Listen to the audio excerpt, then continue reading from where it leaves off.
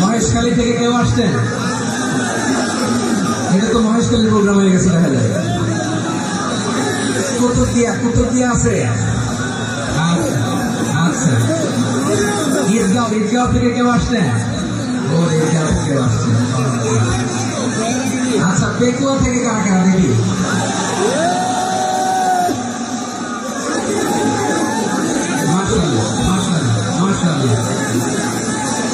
আচ্ছা, সাতকানিয়া লোহাগড়ার কে কে?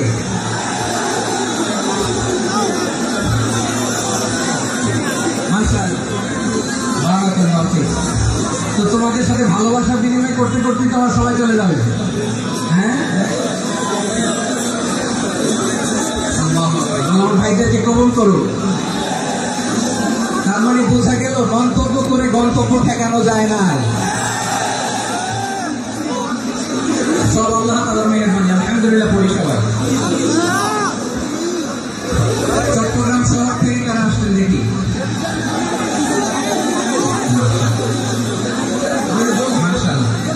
ঠিক আছে। সিলেট থেকে কারা? সিলেট। আচ্ছা, কক্সবাজার জেলা এবং চট্টগ্রাম জেলা, এই দুই জেলার বাইরে থেকে কারা আসছেন দেখি?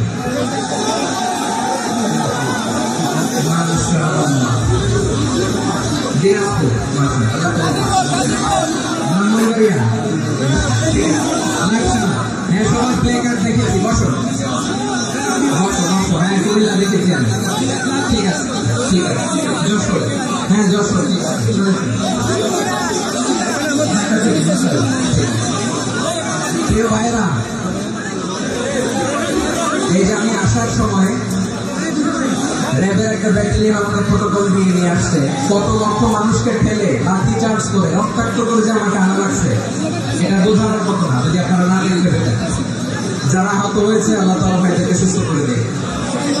আল্লাহ তাআলা আপনাদের এই প্রচেষ্টাকে কবুল করুন। আপনারা যদি এই যে এরকম চিৎকার চেঁচামেচি হই হল্লা করতে থাকেন, কোনো আলোচনা করা যাবে। আমি মেহেরবানি করে এই যে দুই হাত একসাথে করে করজোর করে আপনাদের কাছে অনুরোধ করছি, আপনারা বসুন, শান্ত হয়ে বসুন। আপনারা শান্ত হন, মেহেরবানি করে।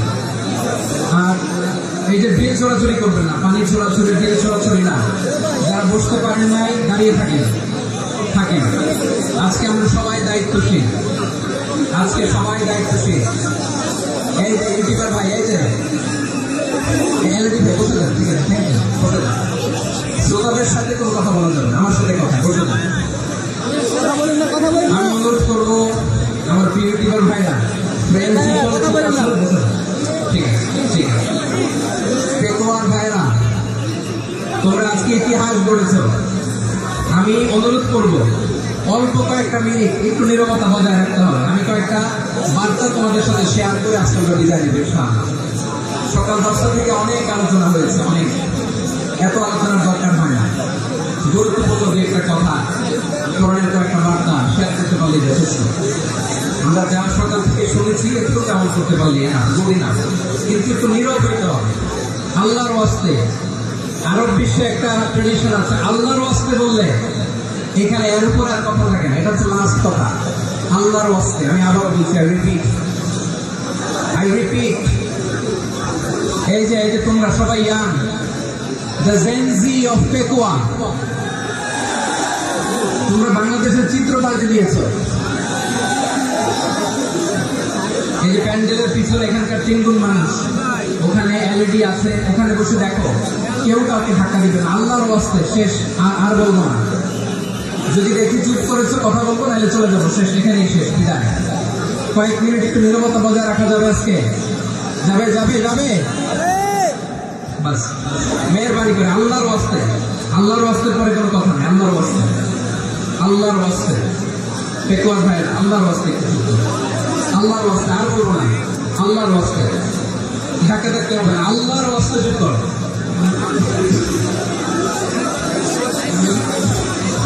জি, আমরা শুরু করছি। কথা বলেন না।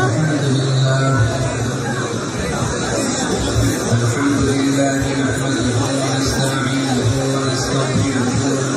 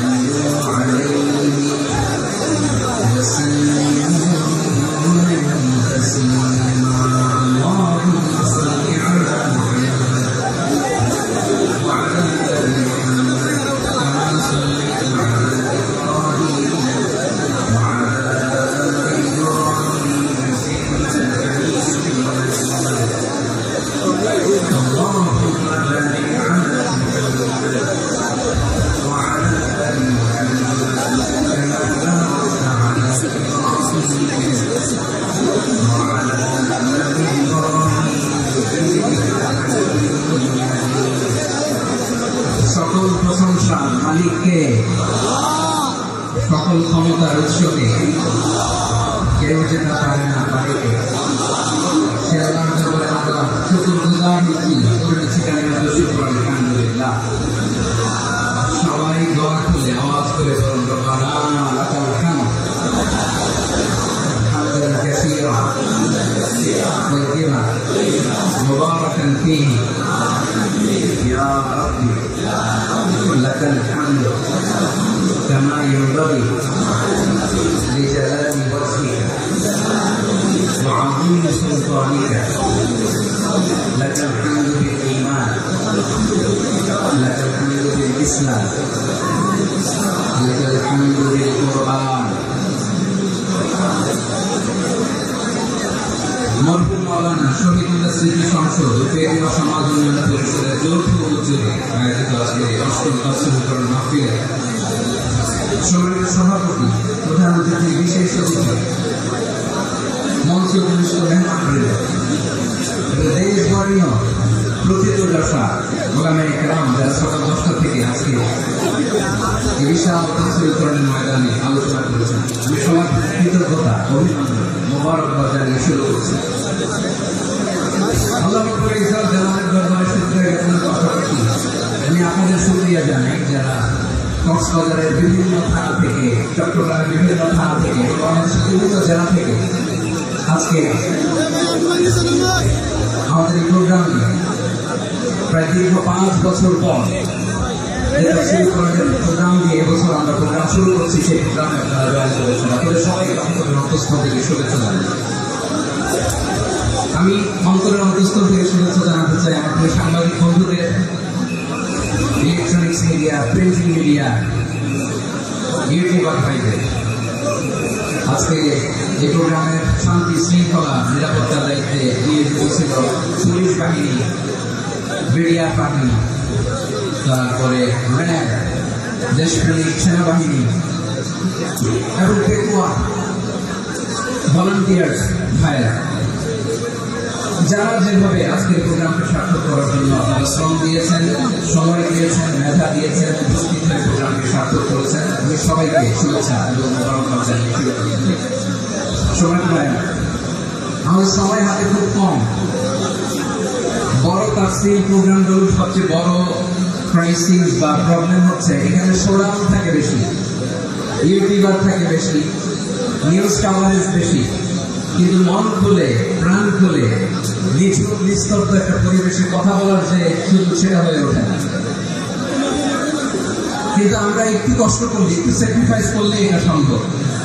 আমি শুরুতে হাত জোর করে আল্লাহর ওয়াস্তে আপনাদেরকে চুপ থাকতে বলেছি। কোনো ভলান্টিয়ার আছে আপনাকে বলবে না, একজন আরেকজনকে বলবে না, একে অন্যকে বলার দরকার নেই, থামো সরো, জায়গা নাই, কিছু করার দরকার নাই, শুধু চুপ থাকতে হবে মেহরবানি করে কয়েকটা মিনিট। আল্লাহর ওয়াস্তে যদি মেহরবানি করে চুপ থাকতে পারেন, কয়েকটা কথা শেয়ার করবেন। এই দিকে ঠিক হয়ে গেছে মাসা, এই দিকটা তো আল্লাহর ওয়াস্তে ধাক্কা ধাক্কি জায়গা না হলে পেছনে চলে যাও। আমাকে দেখা লাগবে জরুরি না, এলইডি আছে এখানেও দেখা যাবে, ওখানে চলে যাও। ধাক্কা ধাক্কি করে ঘেমে কর্মাক্ত হয়ে কি একটা কঠিন অবস্থা। শীতের সিজন মনে হয়, আমি তো ঘামতেছি, ঘামতেছি টোটাল। র্যাবের ভাইয়েরা কি পরিমাণে কষ্ট স্বীকার করেছে আমাকে এখানে উঠাতে, যে এটা বলে বোঝানোর মতো না।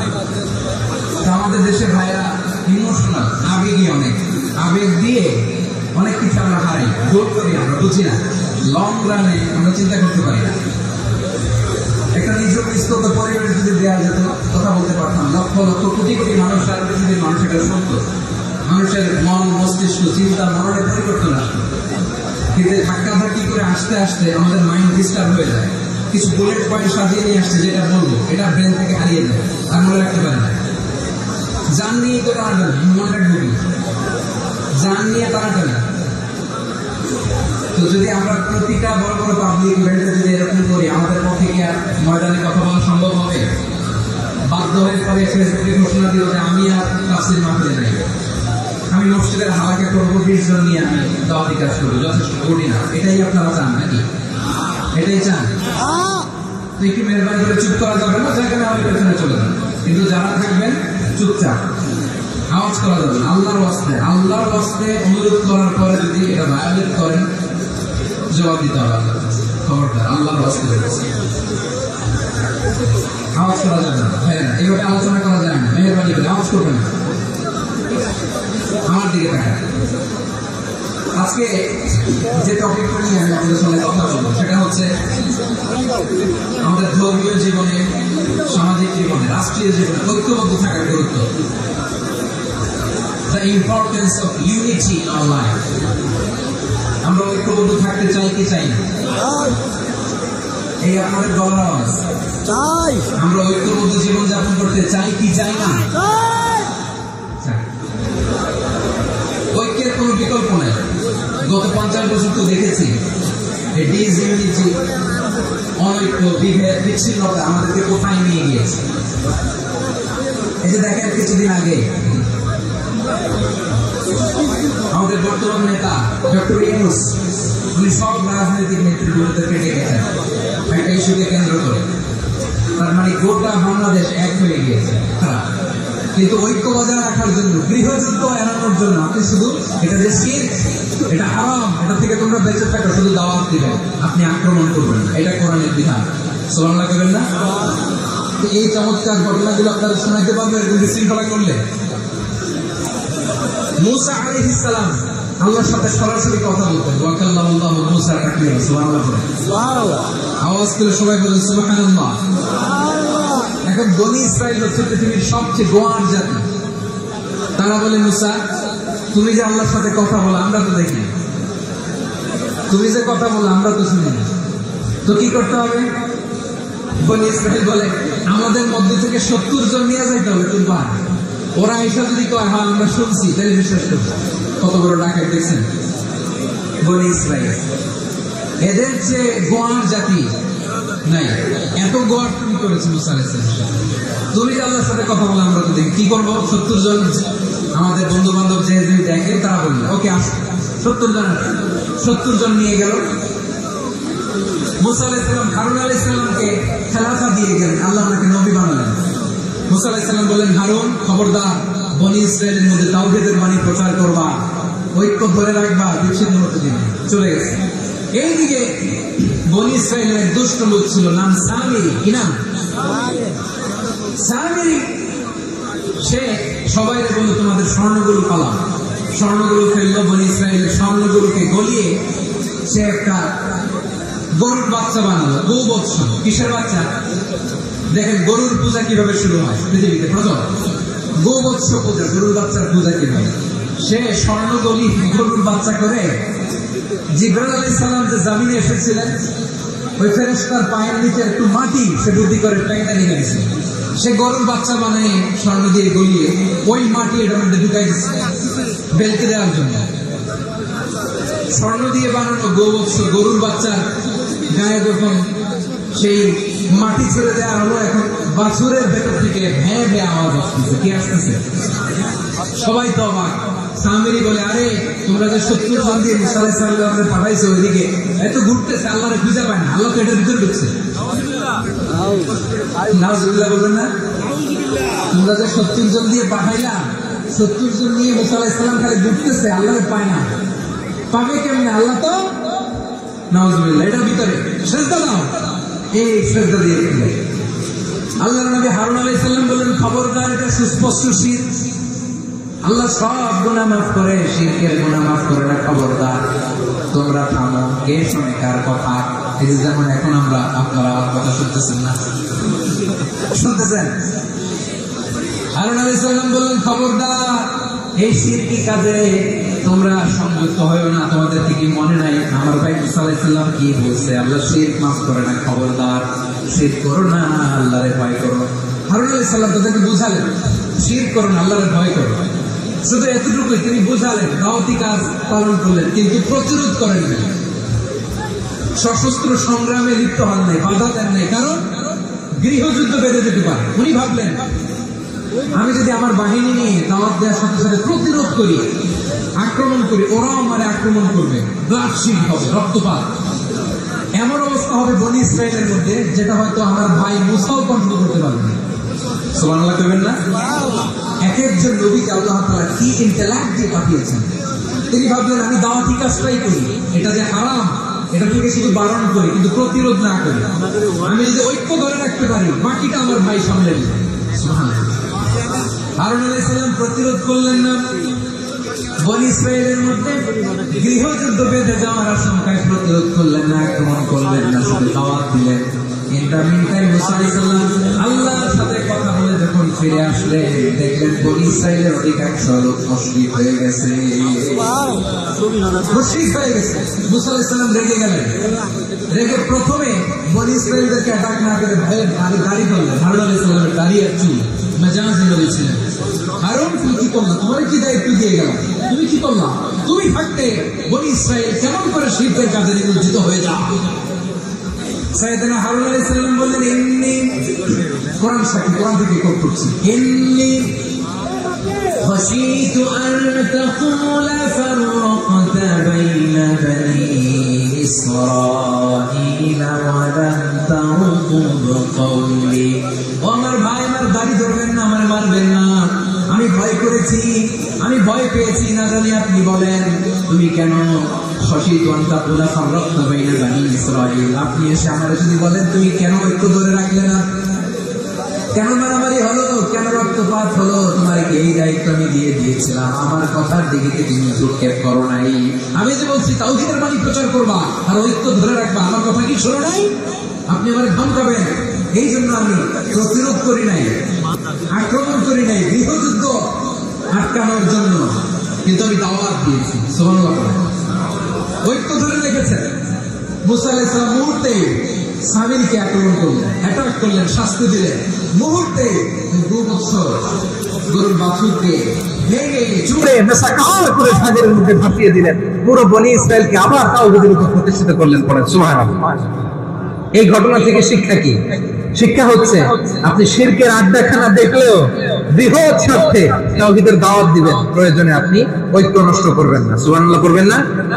তাহলে ঐক্যের গুরুত্ব বেশি না কম? বলেন, আওয়াজ করে বলেন। ওয়াতাসিমু বিহাবলিল্লাহি জামিআ, আল্লাহর রশিকে আঁকড়ে ধরো। ওয়ালা তাফাররাকু, তোমরা বিচ্ছিন্ন হয়ো না। পেকুয়ার ভাইরা আওয়াজ করে বলেন তো আদেশটা কার?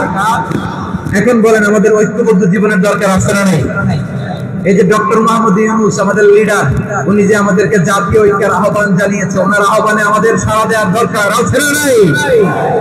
রাজনীতিবিদদের যে ডাকছে খুশি লাগে না আপনার? আলেমদের ডাকছে খুশি লাগে নাই? আলহামদুলিল্লাহ বলবেন না? আলহামদুলিল্লাহ। সবাইকে দেখেছে, ঐক্যবদ্ধ করেছে। আমরা ঐক্যবদ্ধ থাকতে চাই, আমরা ঐক্যবদ্ধ জীবন চাই, আমরা আর কাদা ছোড়াছুরি করতে চাই না। রাজি আছেন সবাই? এখন আমরা যদি ঐক্য নষ্ট করি আমাদের কি কি সমস্যা, কি ক্ষতি, কি কুফল? অনৈক্যের কুফল কি?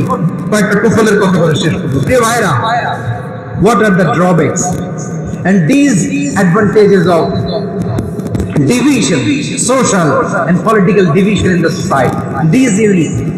আমরা যদি বিচ্ছিন্ন হই, একে অপরের যদি মারামারি করি, একজন যদি আরেকজনকে কাফের ফতোয়া দেয়, আমাদের কি ক্ষতি?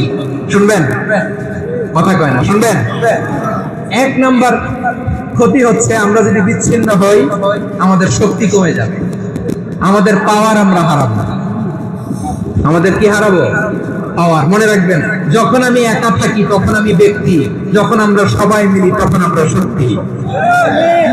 এই শক্তি নিয়ে আমাদের সামনে এগিয়ে যাওয়ার দরকার আছে না নাই? তাহলে আমরা যদি নিজেরা বিরোধে লিপ্ত হই আমাদের ক্ষমতা, পাওয়ার ছুটে যাবে। আমরা এই পাওয়ার হারাতে চাই না, ঠিক কিনা বলেন? রব্বুল আলামিন ঠিক তাই বললেন। রব্বুল আলামিন বললেন, খবরদার, ওয়াতিউল্লাহ ওয়া রাসূলাহু ওয়া লা তানাযাউ ফাতাফশালু ওয়া তাযহাবা রিহুকুম ওয়াসবিরু ইন্নাল্লাহা মা'আস সাবিরিন। আল্লাহর আনুগত্য করো, নবীর আনুগত্য করো, কিন্তু খবরদার নিজেরা বিরোধে লিপ্ত হয়ো না, নিজেরা মারামারি করো না, তাহলে তোমাদের শক্তি কমায় দিবে কে? ফাতাফশালু, তোমরা সাহস হারাবা, ওয়া তাযহাবা রিহুকুম, তোমাদের শক্তি কমে যাবে, পাওয়ার কমে যাবে। তাহলে আমরা যদি নিজেরা মারামারি করি, আমরা নিজেরা যদি বিচ্ছিন্নতায় লিপ্ত হই, আমরা যদি মতানৈক্য করি, তাহলে আমাদের শক্তি কমে যাবে, ঠিক কিনা? আমরা শক্তি কমাবো। আচ্ছা, ছোট্ট একটা বাঁশের কঞ্চি যদি আপনারা দেয়, পায়ের মধ্যে ধাক্কা দিয়ে ভাঙতে পারবেন না? এরকম বাঁশের কঞ্চি যদি 20টা একসাথে জোড়া লাগায় দেয়, ভাঙতে পারবেন? কথা বোঝে নাই মনে হয়। চিকন একটা বাঁশের কঞ্চি দিলে ভাঙা যাবে না? এরকম চিকনই 20টা বাঁশের কঞ্চি একসাথে লাগাই দিলে ভাঙতে পারবেন? কারণ যখন আমি একা থাকি তখন আমি ব্যক্তি, যখন আমরা সবাই মিলি তখন আমরা শক্তি। আমরা যেন শক্তি না হারাই, আমরা বিরোধে লিপ্ত হলে আমাদের শক্তি কমে যাবে। এই হচ্ছে 1 নম্বর ডিসঅ্যাডভান্টেজ। 2 নম্বর ডিসঅ্যাডভান্টেজ হচ্ছে আমরা নিজেরা বিরোধে লিপ্ত হলে অন্যরা আমাদের মাথায় কাঁঠাল ডিঙে খাইতেছে। কথা বোঝেন নাই? আমরা যদি বিরোধে লিপ্ত হই তাহলে পরাশক্তিগুলোর সুবিধা, তখন আমাদের কাউকে দিতে হবে ট্রানজিট, কাউকে দিতে হবে সেন্ট মার্টিন, কাউকে দিতে হবে দেশের অর্ধেক চিল্লা। নিজেদের প্রবলেম সলভ করার ক্যাপাসিটি আমাদের আর থাকবে না। আমরা যদি বিরোধে জড়াই, আমার কলিজার টুকরা পেকুয়ার ভাইরা, আমরা বিরোধ করব না, আমরা বিচ্ছিন্ন হব না। নিজেরা নিজেরা বিরোধে জড়ালে পরাশক্তিগুলো আমাদের মাথায় কাঁঠাল ভেঙে খায়। তখন ভারতের পিছনে দৌড়াতে দৌড়াতে, আমেরিকার পিছনে দৌড়াতে দৌড়াতে আমাদের জুতার তলা ক্ষয় হইয়া যায়। নিজেরা নিজেদের প্রবলেম সলভ করা যাবে না। আমরা যদি অন্যের পিছনে না দৌড়াতাম আর এই বিরোধকে থামাতে পারতাম, বাংলাদেশ আজকে যেখানে আছে তার কমপক্ষে 50 গুণ সামনে থাকতে চিল্লায় বলেন ঠিক কি না? তাহলে 1 নম্বর ক্ষতি হচ্ছে আমাদের পাওয়ার লেস হয়ে যায়, আমরা দুর্বল হই যদি আমরা বিরোধ করি। 2 নম্বর হচ্ছে পরাশক্তিগুলোর সুবিধা নেই। 3 নম্বর হচ্ছে আমাদের উন্নয়ন, দেশের উন্নতি, অগ্রগতি এটা স্থবির হয়ে যায়, এটা বাধাগ্রস্ত হয়। প্রিয় ভাই, ইউনিটি, ঐক্য হচ্ছে একটা দেশের উন্নয়নের মূল ভিত্তি। 2 জন কইছে ঠিক, এদিকে এখন কয়েকজন কইছে ঠিক। ঐক্য হচ্ছে একটা দেশের, জাতীয় ঐক্য হচ্ছে কোন দেশের উন্নয়ন অগ্রগতির মূল ভিত্তি। ঠিক কিনা বলেন? ইউনিটি অফ এ কান্ট্রি, এটা হচ্ছে একটা সাস্টেইনেবল ডেভেলপমেন্ট, সোশ্যাল স্টেবিলিটির জন্য এটা অনেক গুরুত্বপূর্ণ। এজন্য বিরোধের কোন স্থান আমরা দিব না, আমরা ঐক্যবদ্ধ থাকবো ইনশাআল্লাহ। বলে আর কখনো কাউরে কাফের বলে গালি দিবেন, তুই জাহান্নামী বলবেন, ঝগড়া লাগলে লাগাই দিবেন, তাহলে কি করবেন? মিলাই দিব। আওয়াজ করে বলেন কি করব? প্রিয় ভাইরা, এই বিরোধ গত 50 বছর তো আমরা দেখেছি। ধর্মীয় অঙ্গন বলেন, সামাজিক অঙ্গন বলেন, রাজনৈতিক অঙ্গন বলেন, এই বিরোধ আমাদেরকে শেষ করে দিয়েছে। এই 24-এর ছাত্র নাগরিক অভ্যুত্থানের পরেও যদি সেই বিরোধ আমাদেরকে খায়, তাহলে এতগুলো তাজা বেনজির রক্ত বৃথা যাবে। চিল্লায় বলে ঠিক কিনা? আমরা এই রক্তগুলোকে বৃথা দিতে চাই না, বৃথা যেতে দিতে চাই না। আমরা ঐক্যবদ্ধ থাকতে চাই। রাজি আছেন? আমরা আর কাদা ছোড়াছুড়ি করবো না। অনেক হয়েছে আন্না, এবার থামো না। অনেক হয়েছে আন্না। প্রথমেই আমি এদেশের সম্মানিত আলেম সমাজকে বিনয়ের সাথে অনুরোধ করব, আসুন আমরা ঐক্যবদ্ধ হই। আজকের এই পেকুয়ার ঐতিহাসিক তাফসীরুল কোরআনের প্রোগ্রাম থেকে আমি সম্মানিত আমার মাথার তাজ উলামাদেরকে জাতীয় ঐক্যের আহ্বান জানাই। পেকুয়ার এই ঐতিহাসিক তাফসীরুল কোরআনের প্রোগ্রাম থেকে আমি আমার সম্মানিত রাজনৈতিক ব্যক্তিবর্গদেরকে জাতীয় ঐক্যের আহ্বান জানাই। অনেক হয়েছে আন্না। আধিপত্যবাদকে রুখে দিতে হলে, বাংলাদেশের বিরুদ্ধে যে কোনো ধরনের ষড়যন্ত্রকে রুখে দিতে হলে জাতীয় ঐক্যের কোনো বিকল্প নাই। চিল্লায় বলো ঠিক কিনা?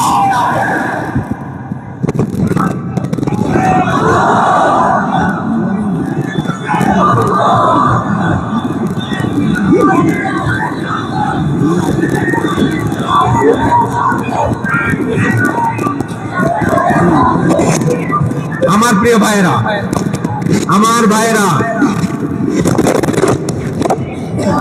আর কাদা ছেড়ে করবো না ইনশাআল্লাহ। বলে আল্লাহুম্মা ফাশহাদ, আল্লাহ তুমি সাক্ষী থাকো, আল্লাহ তুমি তৌফিক দাও। আওয়াজ করে পড়েন আমিন।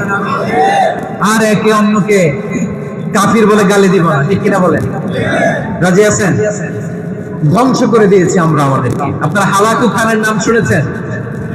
মঙ্গল অধিপতি হালাকু খান বাগদাদের আমাদের বিশাল দারুল হিকমা লাইব্রেরি ধ্বংস করেছে। 10 লক্ষ মুসলমানদেরকে কচুকাটা করে গণহত্যা করেছে। জানেন, আমাদের সভ্যতা সূতিকাগারের কেন্দ্রবিন্দু ছিল বাগদাদ। ইরাকের বাগদাদে যেদিন সে রক্ত নিয়ে হোলি খেলা করে, রক্তের হোলি খেলা যেদিন হয়, ওই দিনও বাগদাদে বাহাস চলতেছিল। আমাদের বাহাস কি চলতেছিল? আপনাদের এলাকায় বাহাস আছে? এই প্রচলিত বাংলাদেশে যে বাহাস, এটার সাথে ইসলামের কোন সম্পর্ক আছে? এই পর্যন্ত বাহাসের পরে পরাজয় বরণ করছে কোন দল আপনারা পাইছেন? আমি পাইনি। প্রত্যেক দলই বাহাসের পরে সংবাদ সম্মেলন করে বলে আমরা জয়লাভ করিয়াছি, ওনারা পালাইয়া চলিয়া গিয়াছে। আছে না নাই? কারণ সত্য জানার জন্য, সত্য মানার জন্য আসে না, তো নিজের জ্ঞান জাহির করার জন্য বাহাস করে। বিপক্ষ দলের আলেমকে ছোট করার জন্য বাহাস করে। এই বাহাসের স্থান ইসলামে নাই। চিল্লায় বলো ঠিক কিনা? এই সমস্ত বাহাসের দিন শেষ। ঐক্যবদ্ধ হওয়ার বাংলাদেশ। প্রিয় ভাইরা, হালাকু খান সে দারুল হেকমার লাইব্রেরি জ্বালিয়ে পুড়িয়ে এই সব দামি দামি বইগুলো, আমাদের দামি দামি ঐতিহাসিক ক্লাসিক বইগুলোকে দজলা নদীতে ফেলেছে। পুরা দজলা নদী কালো হয়ে গিয়েছে। 10 লক্ষ মুসলমানকে গণহত্যা চালিয়ে এই রক্তের বন্যা যখন দজলা নদীর পানিতে মিশে গিয়েছে, দজলা নদীর পানি লাল হয়ে গিয়েছে। যেই দিন বাগদাদে গণহত্যা চলে, ওই দিনও বাগদাদে বাহাস চলতেছিল। কিসের বাহাস জানেন? মেসওয়াক, ডান মারি থেকে করা সুন্নাহ, এটা আমরা জানি। এখন কি উপরের মারি না, নিচের মারি, বাহাসের বিষয়। এই বাহাস করবেন আপনারা। বিশ্ব যখন এগিয়ে চলেছে, আমরা তখন বসে বিবি তালাকের ফতোয়া খুঁজেছি কোরআন হাদিস চষে। তালাক ইসলামের অনেক গুরুত্বপূর্ণ অঙ্গ। তালাক কোরআনের একটা সূরা। কিভাবে তালাক হবে না হবে আমাদের ফুকাহায়ে ইকরাম, আমাদের আকাবেররা সব বলে গিয়েছে, সব জানা। আপনি হয় এটা মানবেন, নয় ওইটা নিয়ে বাহাসের দরকার নাই, ওইটা নিয়ে মারামারির স্থান ইসলামে নাই। আওয়াজ করে বলেন ঠিক কিনা? এখন পেকুয়ার ভাইরা, শেষ কথা বলি, আওয়াজ করে বলেন আমরা ঐক্যবদ্ধ হতে চাই কি চাই না? চান? এই যে আমি বিনয়ের সাথে আলেম সমাজকে জাতীয় ঐক্যের আহ্বান জানালাম, এটার সাথে আপনারা সংহতি প্রকাশ করেছেন? বিনয়ের সাথে আজকের এই পেকুয়ার ময়দান থেকে আমাদের রাজনৈতিক নেতৃবৃন্দদেরকে জাতীয় ঐক্যের আহ্বান জানাই, আপনারা সংহতি প্রকাশ করেছেন? এখন এটা রোড ম্যাপ কি, কিভাবে আমরা ঐক্য প্রক্রিয়াতে এগিয়ে যাব? শেষ কথা বলি, একেবারে সহজ। আমাদের ওলামা মাশায়েখদেরকে, আমার মাথার তাজ, তাদেরকে আমরা বলি, এই যে আমরা ঐক্যবদ্ধ হই নাই, আমরা কি বড় কিছু অর্জন করে ফেলছি? বলেন, আমরা কি খুব পাওয়ার সম্মানের জায়গায় আছি? খুব স্ট্রেংথের জায়গায় আছি? তো কিছুই তো নাই। আপনি ঐক্যবদ্ধ হইলে সমস্যা কোথায়? এমন তো না ঐক্যবদ্ধ না হওয়ার কারণে এতদিন আপনার অনেক কিছু ছিল, ঐক্যবদ্ধ হলে আপনি হারাবেন, এমন তো না। তো কিছু যেহেতু আপনার নাই, আমার নাই, ঐক্যবদ্ধ হলে আমরা সমস্যা কোথায়? ঐক্যবদ্ধ হয়েই দেখি না, ঠিক কিনা? ঐক্যবদ্ধ হওয়ার দুইটা ওয়ে। রাজনৈতিক ঐক্য কিভাবে হবে? রাজনৈতিক সম্মানিত নেতারা ঠিক করবেন। আলেমরা কিভাবে ঐক্যবদ্ধ হবেন? শেষ কথা বলে শেষ করছি, খুব গুরুত্বপূর্ণ। This is the punching line. এদিকে তাকান। ঐক্য হবে দুইটা পদ্ধতিতে। একটা হচ্ছে কমন গ্রাউন্ড নিয়ে, বেসড অন কমন গ্রাউন্ড। যেমন ধরেন, আমরা নামাজ কায়েম করতে চাই, জামাত ইসলাম এই কথার উপর একমত আছে না নাই? নামাজ কায়েম হোক, একমত না জামাত ইসলাম? হেফাজত একমত না? ইসলামী আন্দোলন একমত না? তাবলীগের ভাইয়েরা একমত না? পীরের মুরিদেরা একমত না? আপামর তাওহীদি মুসলিম জনতা একমত না? তাহলে নামাজ কায়েম করতে হবে, নামাজ কায়েম করতে হবে এই কমন গ্রাউন্ডে আমরা সবাই একমত, ঠিক কিনা? যাকাত আদায় করতে হবে, সবাই একমত, ঠিক কিনা? কথা নাই, কথা নাই। যাকাত আদায় করতে হবে, সবাই একমত, ঠিক কিনা? নারীদের পর্দা করতে হবে, শালীন পোশাক করতে হবে, একমত সবাই, ঠিক কিনা? বৈষম্য বিরোধী বাংলাদেশ চাই, সবাই একমত, ঠিক কিনা? Meritocracy, meritocracy. আর কোন মামা চাচার ফোনে পদ দিলে হবে না, মেধার ভিত্তিতে সবগুলো পদ ঠিক করতে হবে, চিল্লায় বলে ঠিক কিনা? আমরা একমত না? স্বাধীনতা সার্বভৌমত্বের প্রশ্নে আমরা সবাই একমত, ঠিক কিনা? আমার নবীরে গালি দিলে রাষ্ট্রীয় ভাবে সর্বোচ্চ শাস্তির নিশ্চিত করতে হবে, ঠিক কিনা? এরকম 10টা কমন গ্রাউন্ড আমাদেরকে, 1 2 3 4 5 10, এই 10টা কমন গ্রাউন্ডে আমরা সবাই এক। এই ইউটিউবার, এই যে ইউটিউবার, এই এদিকে তাকাও। 10টা কমন গ্রাউন্ডে আমরা সবাই এক। এই 10টা কমন গ্রাউন্ডকে সামনে রেখে বিশাল জনসমাবেশ করেন সোহরাওয়ার্দীর ময়দানে, সবাই আসেন। জামাত ইসলাম, হেফাজতে ইসলাম, ইসলামী আন্দোলন, পীরের মুরিদ, তাবলীগ, খেলাফত মজলিস, সবাই একসাথে হন। তাহলে সবাই জানবে যে এই 10টা বিষয়ে আমরা একমত। বলেন, এই ঐক্যতে আপনার দরবার যাবে? দরবার নষ্ট হবে? আপনার দল নষ্ট হবে? আপনার আকীদা নষ্ট হবে? না। আমার মাথার তাজ সম্মানিত উলামায়ে ইকরাম, এই 10টা কমন গ্রাউন্ডে যদি এক হন, আপনার আকীদা নষ্ট হবে। আপনার আকীদা আপনার, আমার আকীদা আমার, আপনার দল আপনার, আমার দল আমার, আপনার পলিসি আপনার, আমার পলিসি আমার, কারো কিছু নষ্ট হবে না। কিন্তু যে বিষয়ে আমরা সবাই একমত, এরকম 10টা মৌলিক পয়েন্টে আমরা একমত হতে চাই কি চাই না? একমত হন।